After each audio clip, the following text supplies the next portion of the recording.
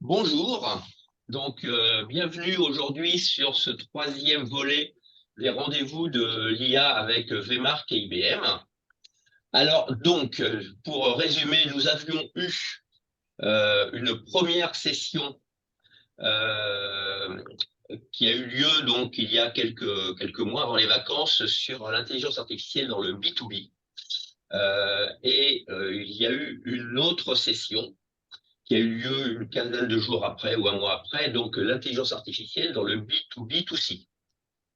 Donc les deux faites par Thomas et Vémark. Donc aujourd'hui, nous allons travailler donc sur ce troisième volet, sur quatre volets. Le quatrième arrivera d'ici à peu près un mois, je pense. Et donc le volet d'aujourd'hui est sur l'intelligence artificielle générative.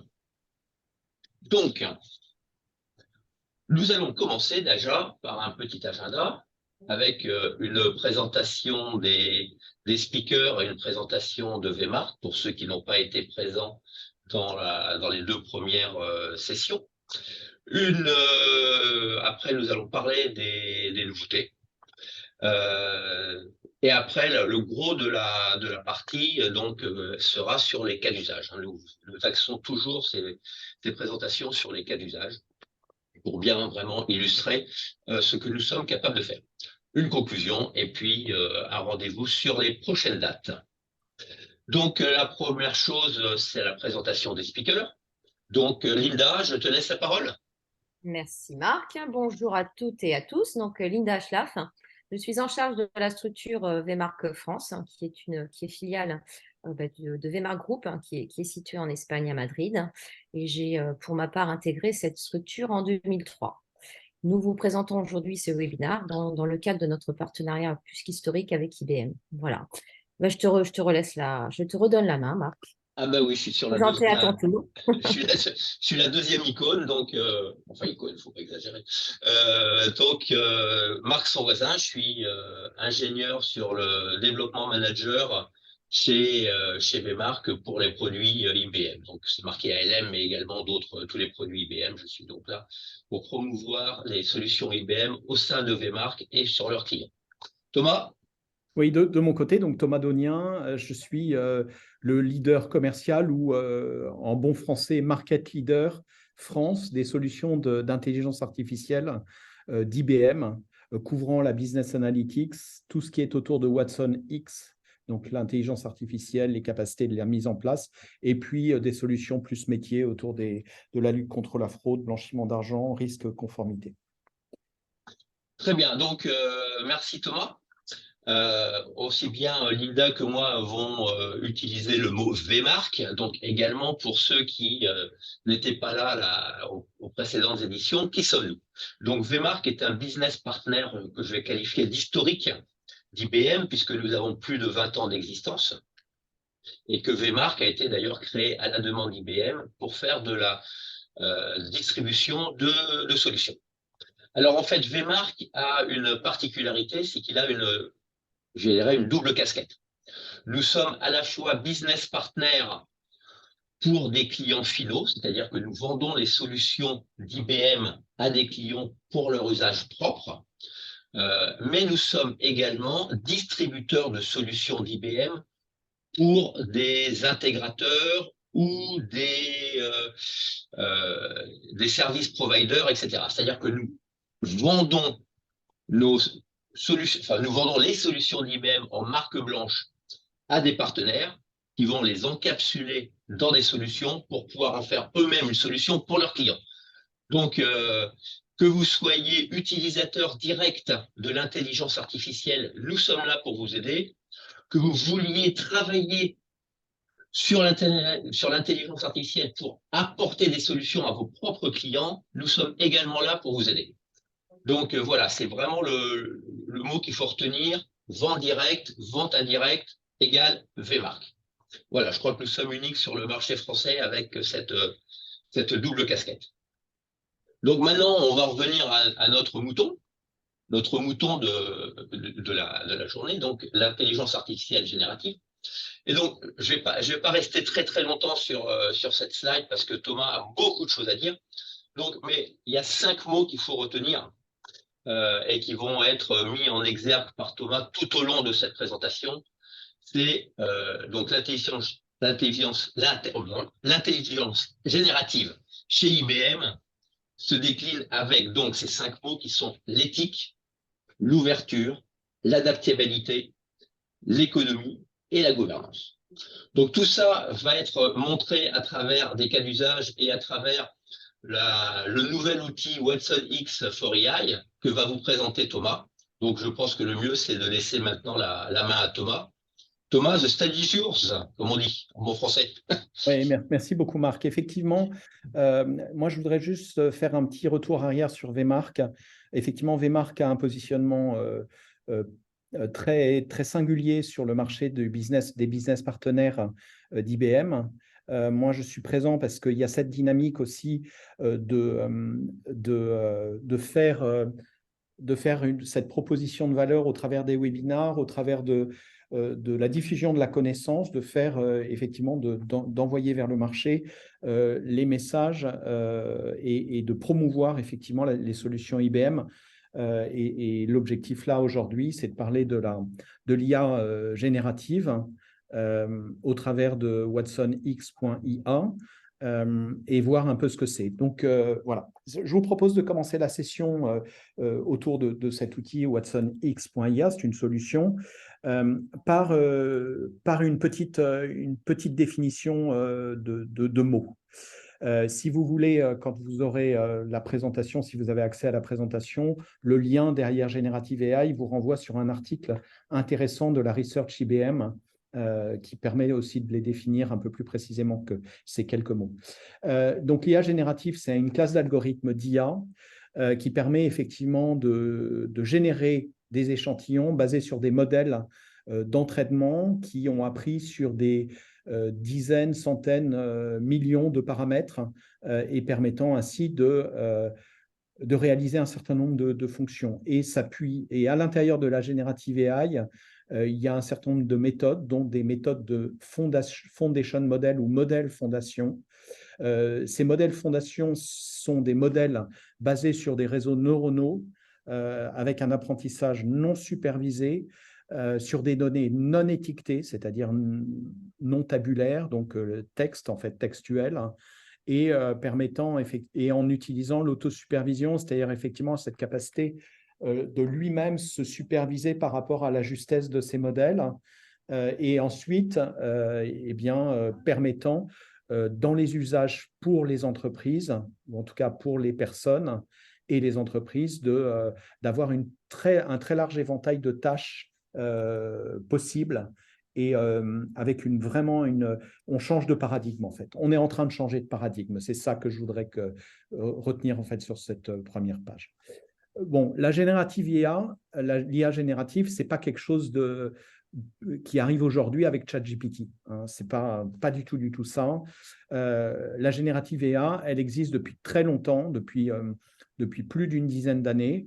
IBM en est un des promoteurs. Il y a d'autres promoteurs, mais IBM en est un des promoteurs. Il a mis au jour avec Jeopardy, le jeu où un petit peu question pour un champion, mais à l'inverse, le jeu propose une réponse et le candidat formule la question et il faut buzzer le plus rapidement possible. Et là, l'interface, c'est une interface effectivement de captation du langage, de génération du langage et au milieu de compréhension. Donc, on est vraiment sur cette capacité-là. L'autre qui a eu lieu en 2019, c'est Project Debater.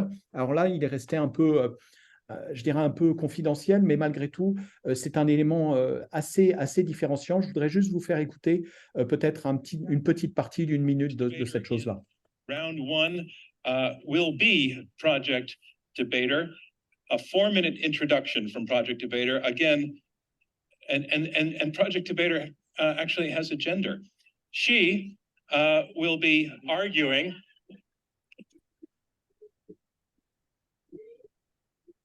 She will be arguing for the resolution, we should subsidize preschool. Ladies and gentlemen, here we go, Project Debater. Greetings, Harish. I have heard you hold the world record in debate competition wins against humans. but I suspect you've never debated a machine. Welcome to the future. I will argue that we should subsidize preschools. We are going to talk about financial issues, but not only about them.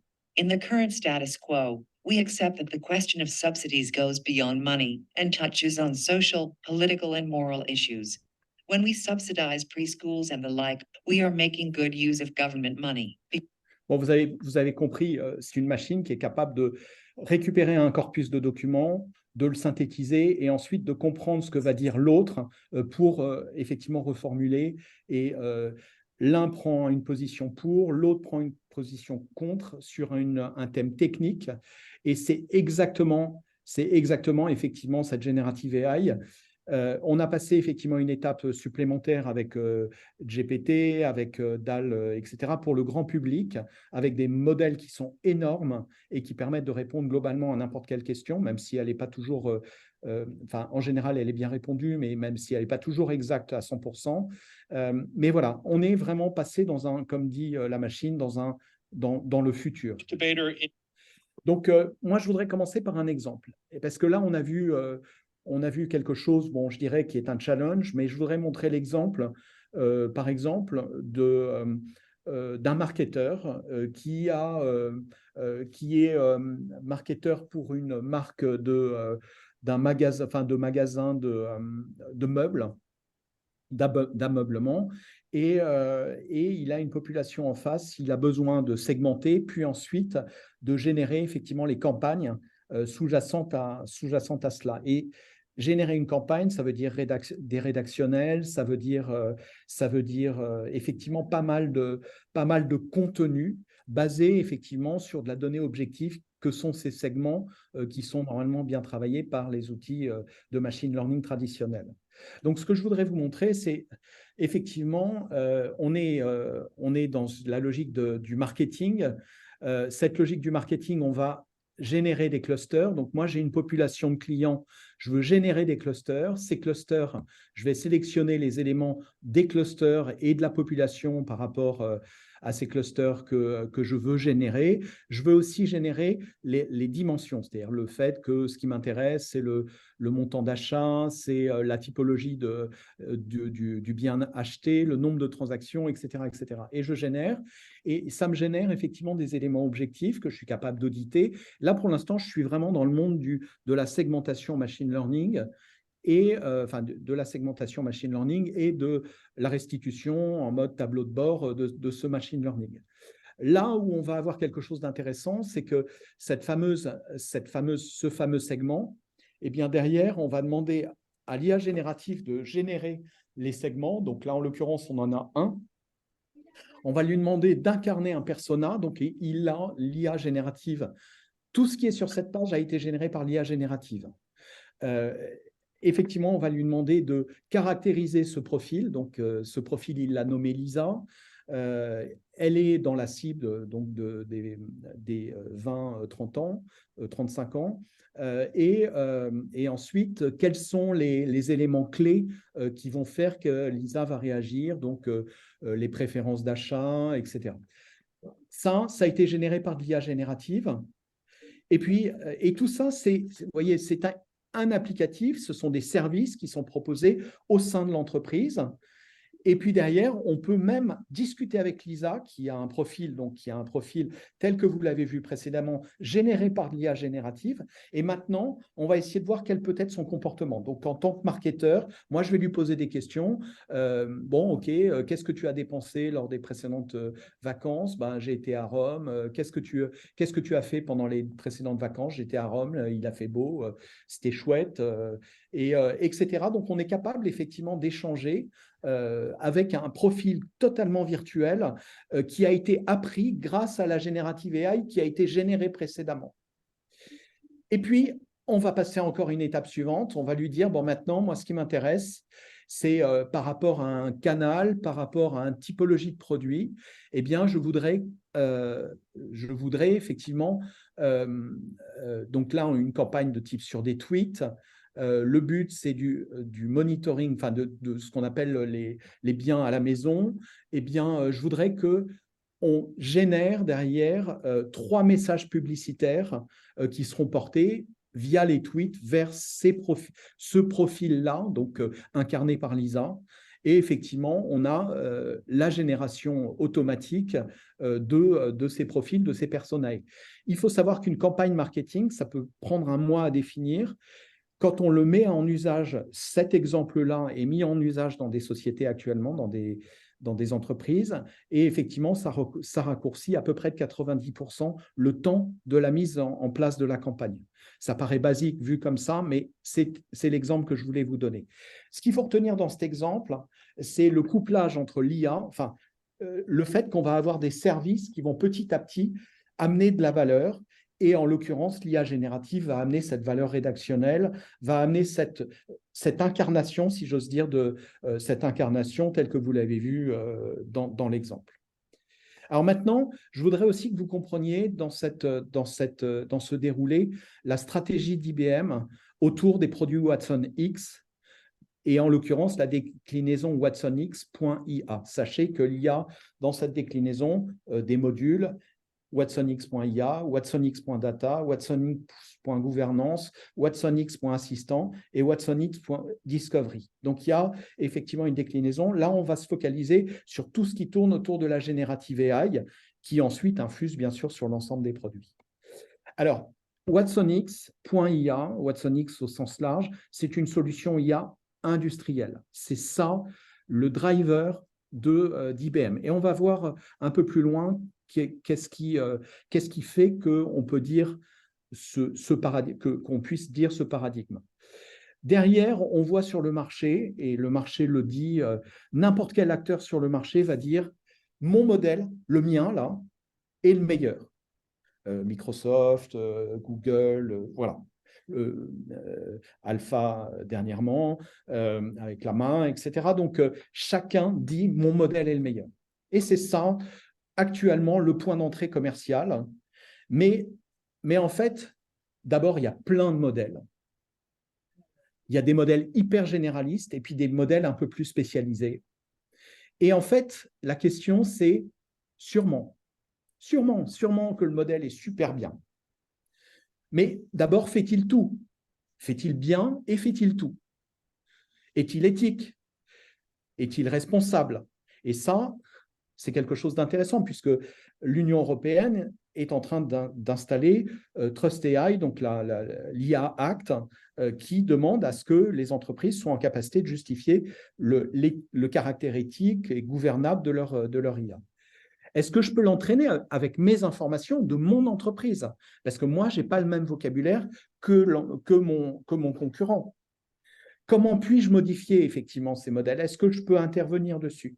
Qui est propriétaire des données? Ça, c'est quelque chose qui est en train de revenir très régulièrement. Et quel est le coût énergétique? Le coût énergétique d'un modèle type GPT, c'est énorme. C'est juste, voilà, le coût énergétique est énorme et le coût tout court, d'ailleurs, de ces modèles généralistes est très, très important. Donc, effectivement, ce positionnement, la réponse à ces questions, c'est la réflexion du laboratoire d'IBM pour la conception de watsonx.ia. Ça, c'est important de comprendre que l'idée, c'est de faire en sorte que l'IA soit gouvernable, que l'IA soit ouverte, que l'IA soit avec les bons modèles pour les bonnes fonctions, qu'il n'y a pas qu'un seul modèle, la propriété des données, que les données soient clairement définies, en tout cas pour les modèles sous la houlette d'IBM et pilotés dans l'open source par IBM, et que les coûts énergétiques, c'est-à-dire que les modèles ne soient pas énormes et que les coûts énergétiques soient opérables dans la logique de la sustainability. Alors, watsonx.ia, solution industrielle, en fait, c'est une solution qui permet de mettre au point, publier, d'utiliser des modèles fondation, que ces modèles soient des modèles d'IBM, des modèles open source avec un partenariat très important avec le partenaire Hugging Face, avec qui nous travaillons justement sur la partie open source, et éventuellement d'ouvrir la plateforme watsonx.ia à des modèles, bring your own model, désolé pour l'anglicisme, ça veut dire que la plateforme est ouverte non seulement à l'open source, maîtrisé sur la donnée, mais aussi à des modèles, quels qu'ils soient, qui soient mis en place chez nos clients, peu importe. Donc, effectivement, Premier élément. Deuxième élément, le driver de l'éthique, de l'ouverture, de la capacité d'adaptabilité tunable, l'économie. Économe, ça veut dire économe en énergie et économe en coût. Et gouvernable, puisque l'éthique et la gouvernabilité, c'est quelque chose d'imposé par l'IA Act et de plus en plus souhaité par les entreprises dans la logique d'éthique et de maîtrise. Et l'idée, c'est que Watsonix va permettre de couvrir des méthodologies entre guillemets traditionnelles, machine learning, deep learning, auto-learning aussi, et avec les modèles fondations, et c'est là-dessus que j'insisterai, puisque je ne fais pas la session sur l'autre, mais malgré tout, voilà, sachez que c'est ça. Alors, les modèles fondations, qu'est-ce que c'est? Qu'est-ce que ça fait? Précédemment, l'IA traditionnelle, c'est des modèles en silo, un entraînement spécifique pour une tâche, et un entraînement supervisé ensuite par les humains, éventuellement. Et donc, à un set de données, on fait tourner une typologie de modèle et ce modèle va répondre à une tâche. Aujourd'hui, les modèles fondations font rentrer… Un modèle fondation, c'est la combinaison de plein de données, texte, images, sons, etc., etc. Ces données ensuite vont être pré-entraînées. Ce pré-entraînement va créer ce qu'on appelle un modèle fondation. Et ce modèle fondation va être mis à disposition pour les entreprises pour permettre de répondre aux mêmes tâches finalement que l'IA traditionnelle, ou en tout cas au moins aux mêmes tâches, mais en fait plus. Permettre des réponses, des questions-réponses, des traductions, de l'analyse de sentiments, etc., etc., de la génération de données. Tiens, ça c'est un dernier qui est sorti là, il n'y a pas très très longtemps. Voilà, donc le Foundation Model, il est là, il a été mis en place et proposé sur le marché.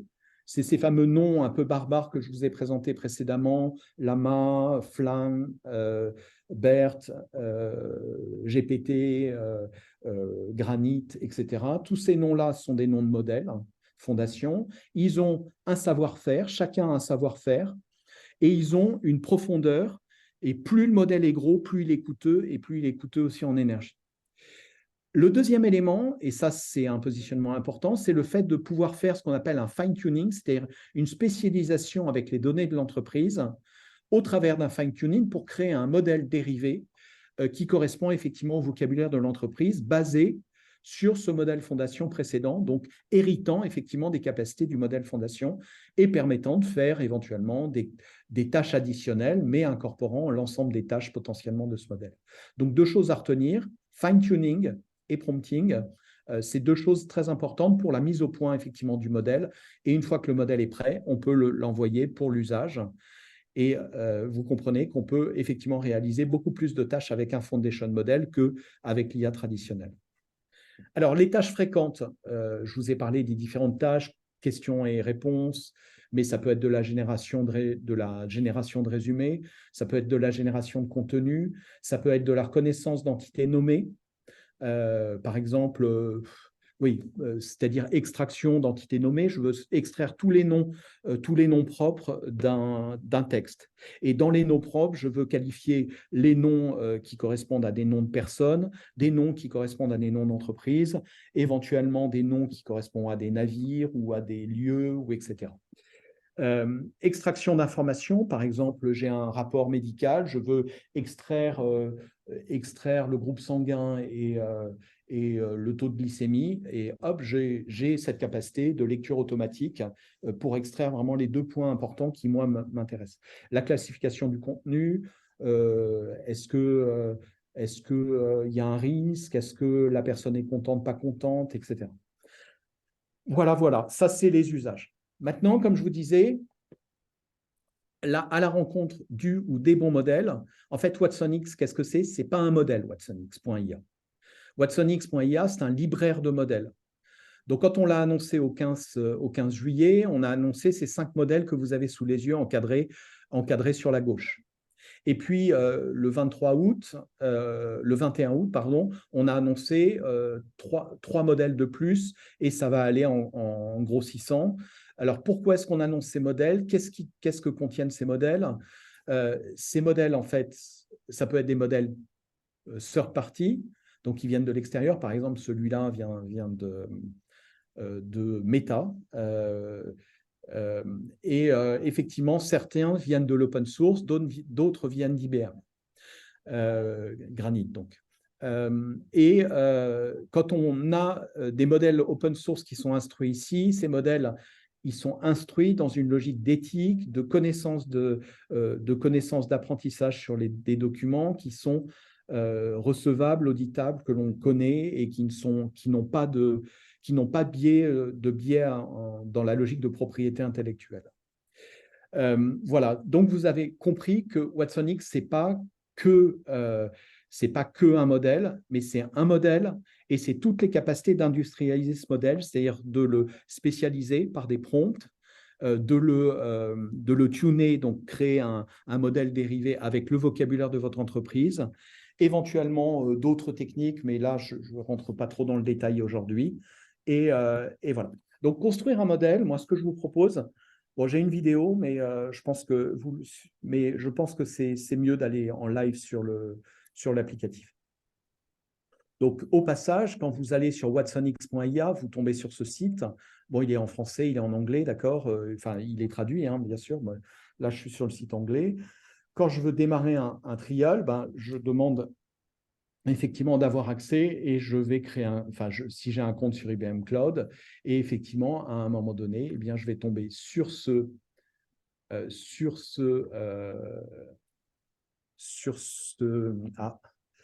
j'aurais dû rafraîchir ma connexion, excusez-moi.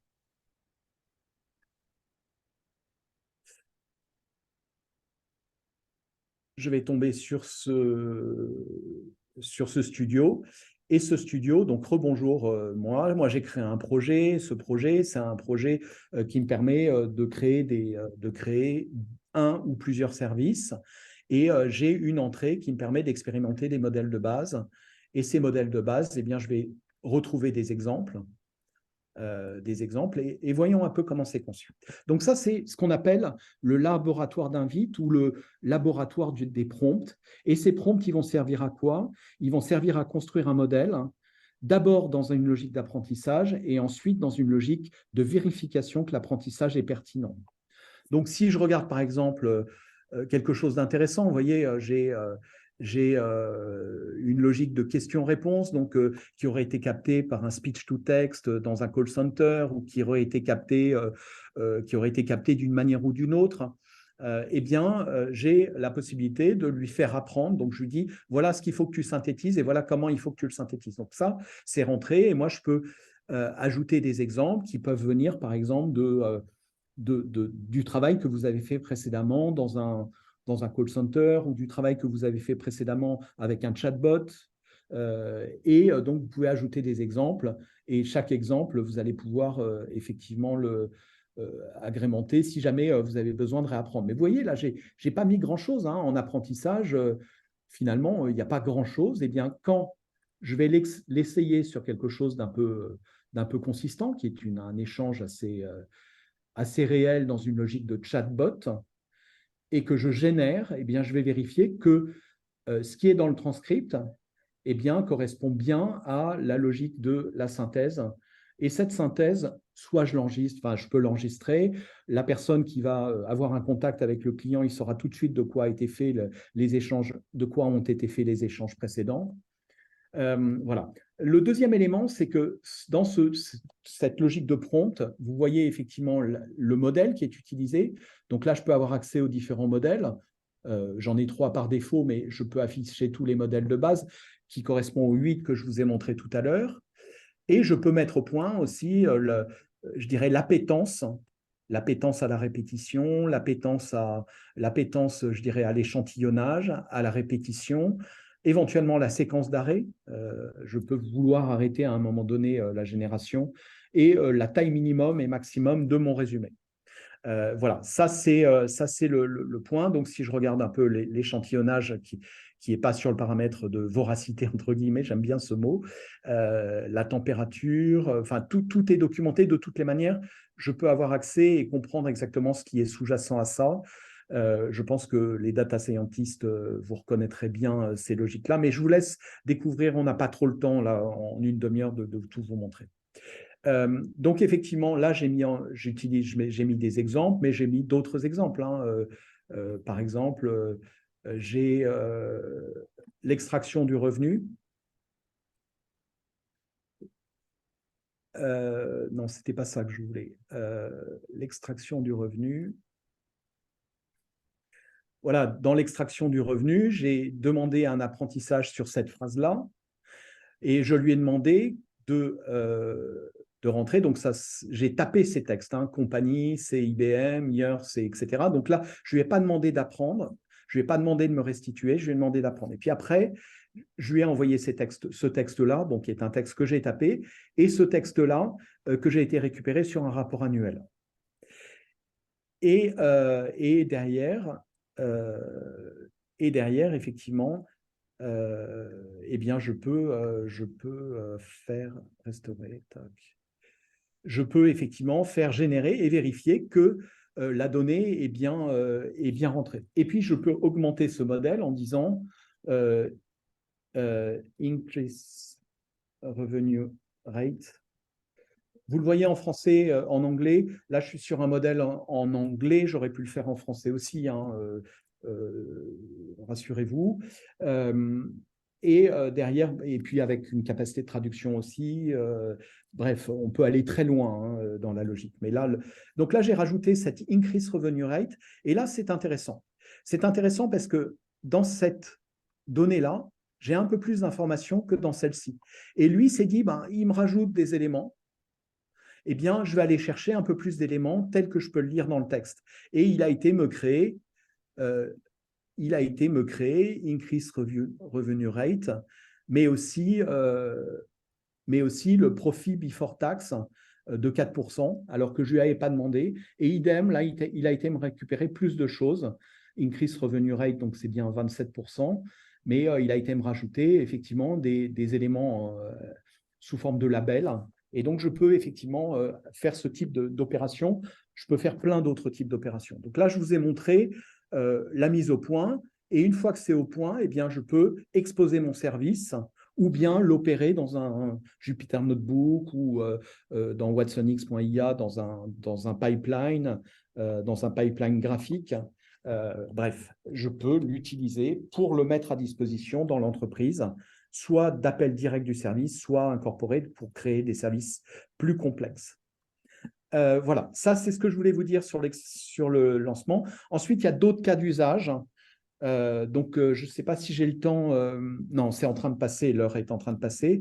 Donc là, je vous laisserai éventuellement regarder. Il y a un assistant commercial de call center où il y a quelqu'un dans le call center qui parle et qui a l'outil NICE de call center qui s'appelle NICE et qui a incorporé l'assistant watsonx.ia dedans et qui est capable de générer automatiquement des propositions pour l'agent, pour que l'agent puisse être un peu guidé au-delà même de sa propre connaissance. Ça, c'est quand même très, très intéressant comme use case. L'autre, c'est quelque chose que vous avez vu dans les webinaires précédents, donc dans les logiques de chatbot, c'est l'ouverture du chatbot à la capacité de génération AI. Et celui-là est intéressant dans le sens où la première partie du dialogue, c'est d'essayer de comprendre quelle est la bonne offre pour moi. Et le chatbot me répond utilisant la générative AI. Et puis, une fois que c'est bon, il me réinscrit dans un chatbot plus guidé en disant « Ok, maintenant, vous allez souscrire. Donc, la souscription, veuillez donner votre email, vous avez reçu un code, le code, rentrez-le. Est-ce que vous êtes vraiment d'accord? Oui. » Et là, hop, on est enregistré comme client et les éléments sous-jacents à la vente. Donc, ça, c'est les deux, mais je pense qu'on n'a pas le temps de les dérouler aujourd'hui. On pourra peut-être les dérouler d'ailleurs dans les prochains coups. Ce que je voulais aussi vous dire, c'est que on est sur une logique de cas d'usage décuplée. En fait, en informatique précédent, la créativité, c'était la valeur de l'entreprise. Aujourd'hui, avec la Gen AI, la créativité rentre comme valeur exponentielle pour la valeur de l'entreprise. Et on est en train de changer en fait le profil où avant on était utilisateur et de plus en plus les collaborateurs d'entreprise deviennent des acteurs potentiellement de la créativité de leur propre entreprise. Donc, le message, c'est doper la créativité des collaborateurs avec ces outils. Alors, bien sûr, je vous donne quelques cas d'usage, service client, conformité réglementaire, l'intelligence environnementale. On a des use cases et on a mesuré des use cases avec des clients. C'est les chiffres que vous avez là. Et puis, on a pas mal de clients, comme je vous disais. Avec quand vous allez sur le site de Watsonix, si vous cliquez sur ce panneau-là, vous allez sur le site de Watsonix et vous aurez les exemples clients que je vous décris un peu sous cette forme-là. Donc, pour conclure, quelle est la valeur de l'offre WatsonX.ia? Il y a 4 principes cœurs. Le premier principe, c'est l'ouverture. En fait, on est libraire de modèles. On propose des modèles qui sont vérifiés, qui sont éthiques, et on laisse quand même la capacité d'ouverture vers des modèles third-party comme Llama, je vous l'ai montré tout à l'heure. Deuxième élément, on est ciblé. Est-ce que nos modèles sont des modèles généralistes énormes? En fait, on a un peu des deux, mais en fait, on essaie de gérer des modèles qui ne sont pas énormes pour éviter l'impact écologique et le coût associé pour le client. Donc, effectivement, on va spécialiser des modèles et vous verrez petit à petit, au fur et à mesure des annonces, ces modèles qui sont ciblés.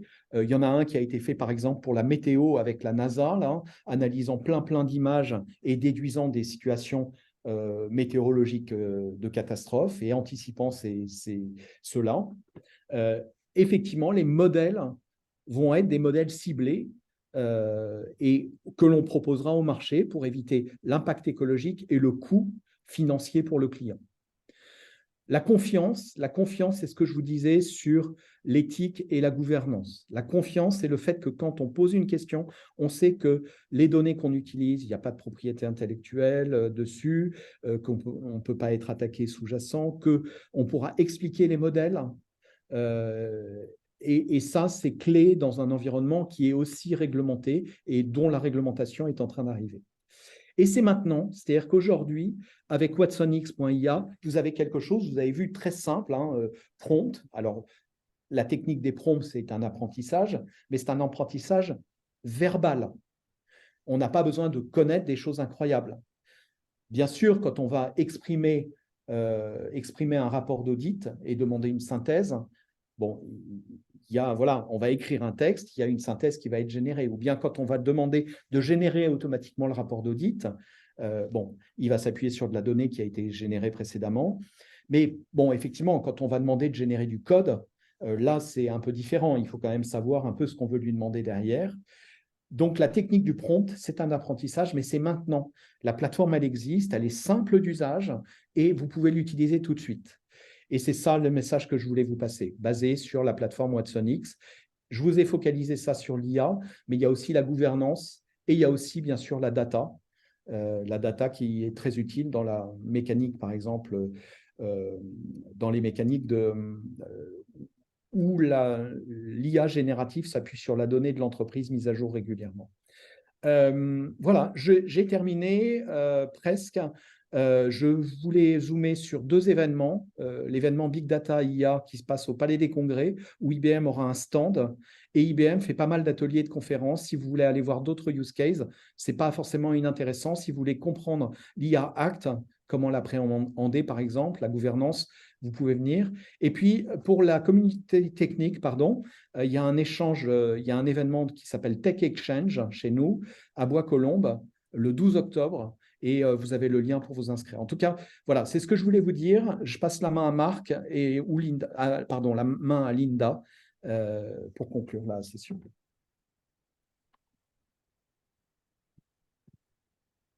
Linda, ton micro. Linda, ton micro. Oui, c'est tout bon. Merci. Désolée. Merci Thomas pour ces explications. C'est toujours aussi intéressant. Merci beaucoup. Alors, on va passer aux questions-réponses. Donc, nous en avons reçu quelques-unes. Donc, la première question porte sur les modèles de fondation. Alors, je veux choisir un modèle et je sais comment spécialiser ce modèle, mais pouvez-vous repréciser en quoi IBM a un positionnement différenciant? Je te laisse la main, Thomas. Thomas, ton micro est coupé également. Ah, C'est mieux avec un micro ouvert. C'est mieux, ouais. IBM, bien sûr, a généré des modèles. Hein. Les modèles Granite sont des modèles qui sont des modèles d'IBM. Ils sont spécialisés d'abord, ça c'est le premier élément. Mais en fait, ce qu'il faut bien comprendre, c'est que il y a chez IBM aussi le positionnement d'une logique de libraire de modèles. C'est-à-dire, bien sûr, il y a les modèles IBM, mais il y a aussi une librairie de modèles open source qui ira en grandissant au fur et à mesure des semaines à venir. Et puis, l'embarquement de modèles tiers et éventuellement de modèles propres aux clients. Donc, effectivement, ce positionnement de libraire permet de tester les prompts et le tuning, prompt d'abord et le tuning éventuellement, sur différentes typologies de modèles, vérifier quels sont les plus pertinents et quels sont les plus pertinents tant en performance qu'en coût et en coût énergétique aussi. Et pour ça, nous, on a une étude effectivement qui est sortie qui montrait que un modèle spécialisé est au moins aussi efficace, voire plus, qu'un modèle généraliste, et que le deuxième élément, il coûte beaucoup moins cher, tant en énergie qu'en coût financier. Voilà, Linda, j'espère que j'ai répondu à cette question. N'hésitez pas à me le dire par chat. Hein. merci Thomas. Alors, la question suivante, comment cela se met-il en œuvre? Ça se met en œuvre. La mise en œuvre, en fait, c'est, vous l'avez compris, c'est pour la partie mise au point du modèle, il y a deux techniques principales. Un, le tuning, c'est-à-dire la spécialisation d'un modèle dans un domaine d'entreprise et sur un domaine métier, ou sur des domaines métiers d'ailleurs, et éventuellement élargissant les use cases, les typologies d'usage. Donc, ce tuning, il est intéressant parce que du coup, quand on pose des questions, quand il sera sollicité, une fois qu'il est bien mis au point, eh bien, il va répondre sur un vocabulaire d'entreprise, sur une logique d'entreprise, avec des mots marketing de l'entreprise, etc., etc. De l'autre côté, vous avez un deuxième élément. Vous avez compris que le prompt, et je vous ai montré que les prompts aujourd'hui, les prompts aussi étaient une capacité de définir un modèle. Je veux générer une campagne marketing, je veux extraire les éléments clés d'un rapport annuel. Donc ça, c'est un prompt. Derrière, je lui fais apprendre autour de ce prompt. Et ensuite, je vais le tester. Et une fois que je suis satisfait de mon test, dans une logique de boucle agile, hein, bien sûr, en incorporant les métiers, etc., mais ça va quand même vite, eh bien, on va pouvoir le mettre à disposition et ce service sera opérable au sein de l'entreprise par appel du service, typiquement. Donc, l'appel du service, on peut le faire dans l'application de call center, comme je vous l'ai évoqué. On peut le faire dans l'application marketing de génération que je vous ai présentée au début. On peut le faire dans le chatbot. On peut, pour éviter que le chatbot soit un chat à 2 balles hein, et s'arrête au bout de la 4e question. Bref, voilà, c'est toute la logique qui est sous-jacente. Et c'est par boucle agile.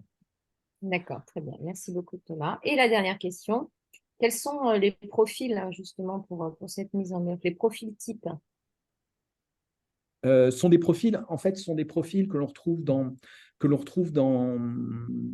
ce qu'on appelle les boucles agiles sur l'IA actuellement. Donc, il y a le chef de la boucle agile. Deux, il y a la compétence métier, qui lui-même peut formuler les prompts ou pas. Donc ensuite, vous avez la personne qui maîtrise la manière de monter les prompts et de faire en sorte que ces prompts soient efficaces rapidement. Et puis ensuite, il y a la revérification par le métier et cette boucle, ensuite, elle tourne. Il y a un dernier profil qui est quand même le profil d'intégration architecte qui consiste à intégrer en fait ces éléments dans les briques applicatives qui vont bien et voilà. Sachant que ce modèle est appelable en REST API en fait sous-jacent. Donc, bon, excusez-moi pour le dernier petit zoom, un clin d'œil technique, mais vous comprenez, il y a le métier, quelqu'un qui connaît bien les prompts, le métier peut très bien connaître les prompts, et potentiellement l'architecte, et bien sûr le pilote le pilote de la boucle agile. Parfait. Merci beaucoup, Thomas. Mais c'est ouvert, hein, c'est ouvert à la parole, je dirais. Il n'y a pas de vérité absolue, mais voilà, c'est ce qu'on voit aujourd'hui, nous, de notre côté. Très bien. Merci. Marc, tu reprends la main? Oui, moi, je vais reprendre la main pour vous remercier d'avoir écouté ce petit webinaire qui a pris un petit peu de retard. Hein. Au milieu de la demi-heure, on a mis 3/4 d'heure, mais je pense que c'était fort riche. Ce n'est pas le dernier de la série, donc on pourrait éventuellement revenir sur ce domaine, puisqu'il y a encore sûrement beaucoup de cas d'usage à pouvoir montrer. Thomas, on a fait un petit peu la promotion. Donc, prochain webinaire le 4 octobre. Vous recevrez les invitations. Suivez-nous sur LinkedIn, etc. Et vous aurez donc toutes les informations. Ce webinaire a été enregistré et sera également proposé à la réécoute à travers LinkedIn, sur YouTube, etc., etc. Donc, et puis, n'hésitez pas à nous contacter. Vmark et vous utilisez Vmark, vous avez notre site web, vous pouvez nous contacter.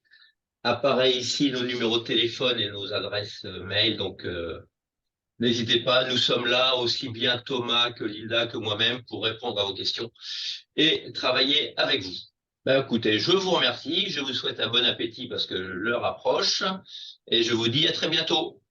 Merci. Merci à tous. Merci beaucoup. Au revoir.